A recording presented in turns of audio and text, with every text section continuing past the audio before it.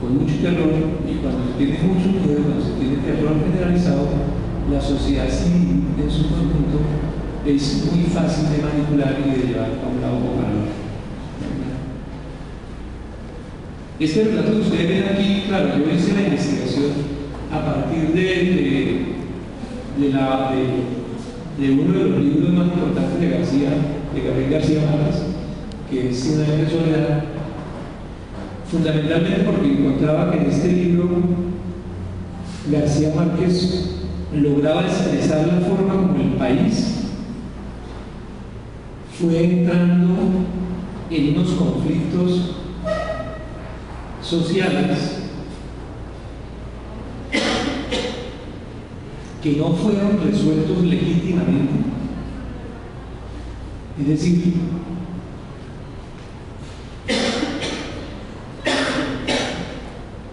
por favor, disculpen,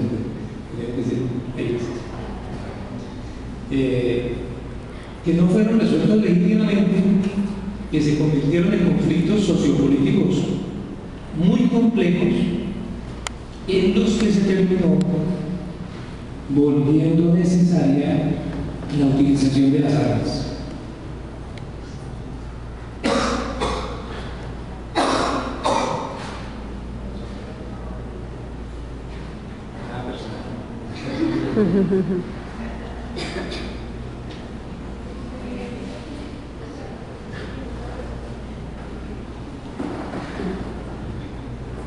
Entonces, ustedes lo que ven es un relato de la obra de García Márquez, en el que uno encuentra en este relato, que está tomado textualmente,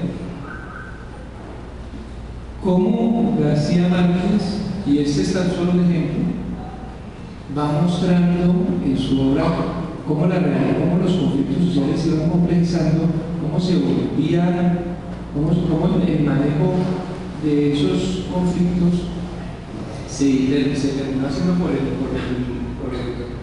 utilizando la vía de las armas y la justicia privada, y cómo el Estado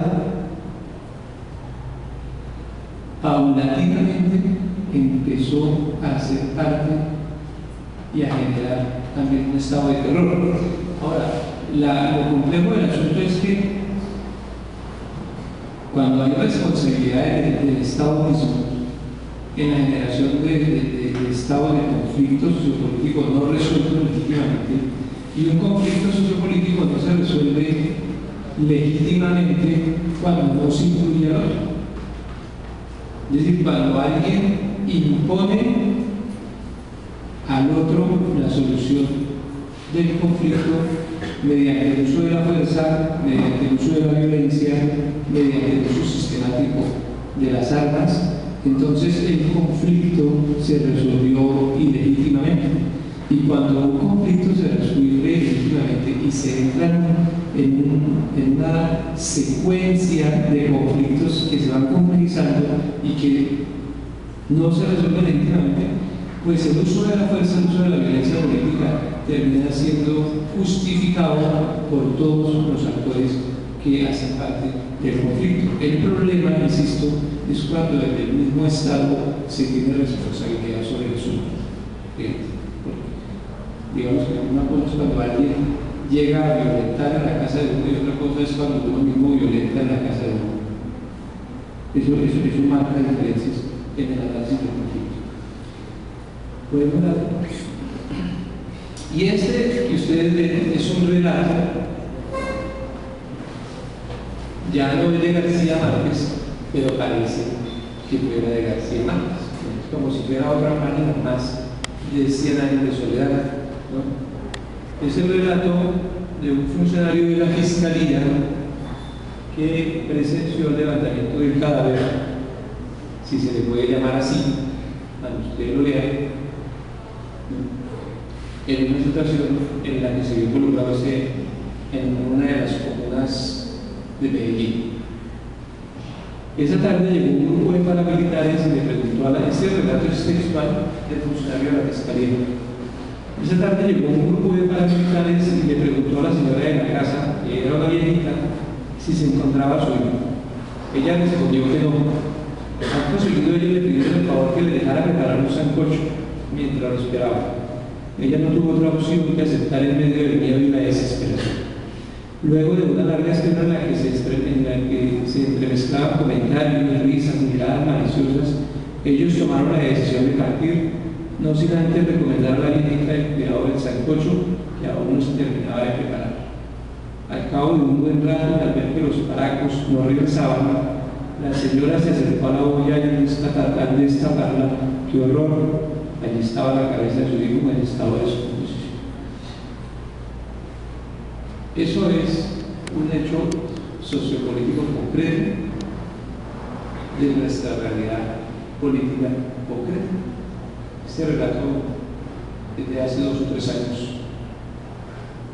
cuando se estaba en un proceso, cuando el conflicto sociopolítico se había urbanizado y había alcanzado a muchas comunas de muchas ciudades de nuestro país. Volvemos a García Márquez. No sé si ustedes, cuando uno escucha esos relatos y cuando uno ha tenido que estar cerca de la gente que los produce y de la gente que está viviendo los dolores de guerra, ¿no?, los sufrimientos producidos por el conflicto y por la violencia política, uno empieza a sentir más o menos lo que sentía García Márquez a través de uno de sus personajes de 100 años de soledad, ¿no?, que era el coronel Aureliano Buendía, ¿cierto? Como tantas veces le ocurrió durante la guerra con la muerte de sus mejores amigos, no experimentaba un sentimiento de pesar, sino una rabia ciega y sin dirección, una extenuante impotencia. Ese elemento es un elemento que tiene que seguir siendo analizado, comprendido desde la psicología fundamentalmente. Es decir, la complejidad de fenómenos como el que acabamos de ver, como el relato que vimos del funcionario de la Fiscalía, tiene que poner a pensar en serio a los psicólogos y a las psicólogas sobre, primero, la forma como va a comprender el fenómeno en términos de las consecuencias y del impacto en la estructura ideológica del sujeto que el conflicto armado y que la violencia política está generando en los colombianos y en las colombianas. Y ese es un llamado muy crítico, porque lamentablemente se encuentra uno con datos que le hacen pensar a uno que paradójicamente la psicología en Colombia como disciplina, la psicología, surge en el año de 1947.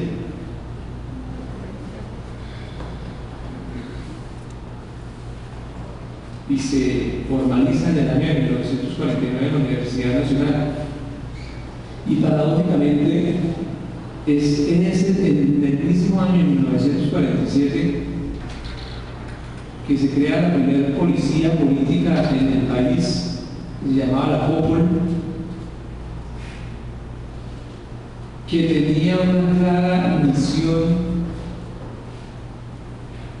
que consistía fundamentalmente en generar un clima de miedo y de terror frente al ascenso de nuevas organizaciones y movimientos sociales que se estaban generando en el país, fundamentalmente en el campo.